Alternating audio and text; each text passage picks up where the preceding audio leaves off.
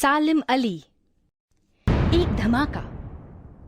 एक पक्षी एक क्षण तक फड़फड़ाया और फिर जमीन पर गिर पड़ा। एक 10 वर्षीय चश्माधारी बालक जिसने पक्षी पर गोली चलाई थी भाग कर आया और उसे उठा लिया। पक्षी गौरैया जैसा लगता था, मगर यह देखकर बालक को आश्चर्य हुआ कि उसके गले पर पीला धब्बा था।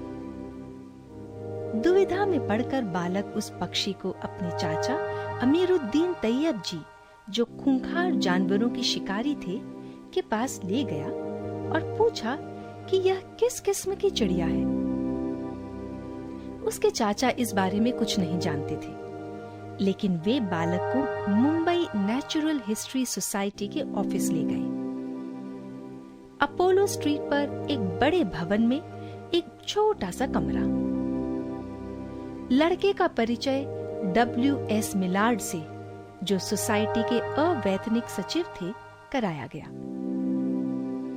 मिलार्ड को यह देखकर आश्चर्य हुआ कि एक भारतीय लड़का यह पूछ रहा है कि उसने कौन सी चिड़िया मारी है। वे उसे एक कमरे में ले गए जहां तरह तरह के मरे हुए पक्षियों के शरीरों में भूसा भरकर रखा हुआ था। एक के बाद दूसरे दराज खोले गए और तरह तरह की चिड़िया दिखाई गईं। लड़के ने शायद यह कल्पना भी नहीं की थी कि पक्षी भी इतने प्रकार के होते हैं। वह आश्चर्यचकित सा मुंह बाए देखता रहा। जब मिलार्ड ने एक दराज खोला जिसमें तरह तरह की गौरैया रखी थी, सावधानी से देखकर मिलार्ड ने एक मरा हुआ पक्षी उठाया। यह पक्षी बिल्कुल वैसा ही था जैसा बालक अपने साथ लाया था। यह एक नर बया पक्षी था। वह केवल वर्षा ऋतु में ही पहचाना जा सकता है, जब उसके गले पर पीला धब्बा उभर आता है। लड़के ने विस्मित होकर कहा, मिलार्ड अंकल, मुझे नहीं पता था कि इतने तरह के पक्षी होते हैं। मैं इनके बारे में सीखना चाहता हूँ। मिलार्ड ने मुस्कुराकर सिर हिलाया। उन्होंने अब तक पक्षियों के बारे में जानने के लिए किसी वयस्क में भी विशेष उत्साह नहीं देखा था। उसके पश्चात वह बालक प्रायः वहां आने लगा। वह सीखने लगा कि पक्षियों को कैसे पहचाना जाता है, मरे पक्षी को सुरक्षित रखने के लिए उनके शरीर को कैसे भरा जाता है। इस बालक का नाम था सालिम मोइजुद्दीन अब्दुल अली, जिन्हें सारा संसार असाधारण पक्षी प्रेमी सालिम अली के नाम से जानता है। उनका जन्म 12 नवंबर सन 1896 को हुआ था। अपनी उम्र के 9वें दशक में पहुंचकर भी पक्षियों में उनकी रुचि वैसी ही थी जैसी तब थी जब वो पहले पहल मिलार्ड से मिले थे। उन्होंने पक्षियों के संरक्षण के लिए जो योगदान दिया है, उसके लिए उन्हें J. Paul Getty wildlife conservation पुरस्कार मिला है। उन्हें कई राष्ट्रीय सम्मान और पुरस्कार भी मिल चुके हैं। आश्चर्य की बात यह है कि सालिम अली के पास किसी विश्वविद्यालय की डिग्री नहीं है। यद्यपि उन्होंने कॉलेज में प्रवेश लिया था, मगर बीजगणित और लघु गणक से डरकर पढ़ाई छोड़कर भाग खड़े हुए। वे अपने भाई की वुल्फ्रेम माइनिंग में मदद करने बर्मा चले गए, लेकिन यहाँ भी वे असफल रहे। वे बर्मा के जंगलों में वुल्फ्रेम के बदले पक्षियों की खोज करने लगे। घर लौटने पर उन्होंने प्राणी शास्त्र में एक कोर्स कर लिया और मुंबई नेचुरल हिस्ट्री सोसाइटी के अजायब घर में गाइड नियुक्त हो गए।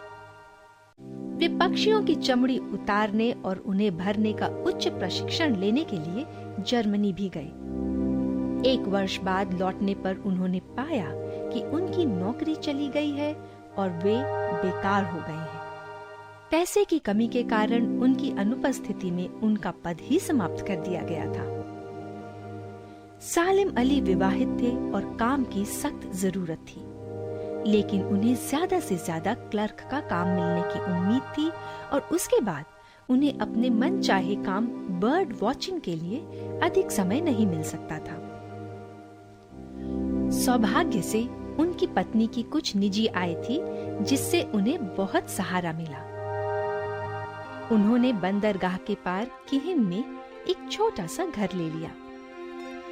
वह घर पेड़ों के बीच बना हुआ था और वहां बड़ी शांति थी। जब वर्षा ऋतु आई तो सालिम अली ने देखा कि घर के पास ही बया पक्षियों ने एक पेड़ पर अपनी बस्ती बनाई है। तब तक बया पक्षी के बारे में लोगों को कुछ ज्यादा जानकारी नहीं थी। इन पक्षियों का अध्ययन करने का सालिम अली के लिए यह सुनहरा अवसर था। 3-4 महीने तक वे रोज घंटों बड़े धैर्य से इन पक्षियों को वहां कार्यरत देखते रहते। सन 1930 में इस अध्ययन के परिणाम को प्रकाशित किया तो उन्हें पक्षी विज्ञान यानी ऑरेंथोलॉजी में खूब ख्याति मिली। जो महीने उन्होंने बया पक्षियों का अध्ययन करते हुए बिताए थे, उससे उन्हें स्वयं परीक्षण और प्रेक्षण का महत्व समझ में आया और वे यह भी जान गए कि आंख बंद करके किसी भी बात को, चाहे वह कितनी भी प्रसिद्ध व्यक्ति ने क्यों न कही हो, स्वीकार नहीं करना चाहिए। वे अपने पर्यवेक्षण के परिणामों को बार बार जांचते थे और जल्दी किसी परिणाम पर नहीं पहुंचते थे। इससे इनके विचारों और राय को आधिकारिक माना जाने लगा और इसी कारण कई बार उनका टकराव वरिष्ठ पक्षी प्रेमियों से हुआ। इसका प्रसिद्ध उदाहरण है रैकेट टेल्ड ड्रोंगो में दुम के परों का निकलना। एक प्रसिद्ध पक्षी विज्ञानी ने कहा कि सालिम अली का प्रेक्षण गलत है, लेकिन फिर अंततः सालिम अली ही ठीक निकले। उनकी फिन बया की खोज भी महत्वपूर्ण योगदान है। समझा जाता था कि 100 वर्ष से भी वह पक्षी विलुप्त हो गया है, मगर सालिम अली ने कुमाऊं की पहाड़ियों में उसे खोज निकाला। अपने बचपन में सालिम अली को भारतीय पक्षियों की एक अच्छी पुस्तक की कमी बहुत खलती थी। जो कुछ पुस्तकें उपलब्ध थीं, उनमें चित्र ही नहीं थे और इनमें केवल उकता देने वाला विस्तृत वर्णन था। ऐसी पुस्तकें किसी का पक्षियों के प्रति उत्साह बढ़ाने के स्थान पर उसे बिल्कुल खत्म कर देती हैं, विशेषकर बच्चों में। सन 1941 में उन्होंने यह कमी पूरी करने की कोशिश की और बुक ऑफ इंडियन बर्ड्स लिखी। उसमें सुंदर वर्णन भी था और प्रत्येक जाति के पक्षियों के सुंदर चित्र भी। किसी अजनबी के लिए भी उसे देखकर पक्षी पहचानना आसान हो गया। सन 1948 में उन्होंने प्रसिद्ध पक्षी प्रेमी एस. डिलर रिप्ले के साथ एक अन्य महत्वाकांक्षी योजना पर काम आरंभ किया। दोनों ने 10 खंडों में एक पुस्तक लिखी, handbook of the birds of India and Pakistan. इस पुस्तक में इस उपमहाद्वीप में पाए जाने वाले सभी पक्षियों के बारे में जानकारी है। उनकी आकृति, वे कहाँ मिलते हैं, उनकी प्रजनन की आदतें, प्रव्रजन यानी माइग्रेशन, और यह भी कि उनके बारे में क्या जानना बाकी है। सालिम अली बर्ड वॉचिंग के लिए सारे देश में घूमे हैं। कहा जाता है कि देश का ऐसा कोई कोना नहीं जहां उन्होंने अपने रबड़ के भारी जूतों के चिन्ह न छोड़े हों।